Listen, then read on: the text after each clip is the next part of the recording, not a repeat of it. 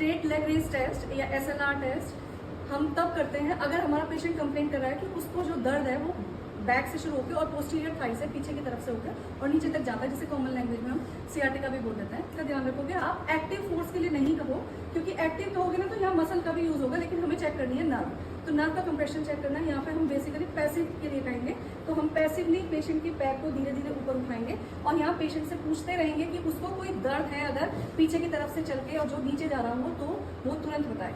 तो जो यहाँ पर 30 से 70 डिग्री के बीच में अगर दर्द आ रहा है पीछे की तरफ तो ये टेस्ट पॉजिटिव है।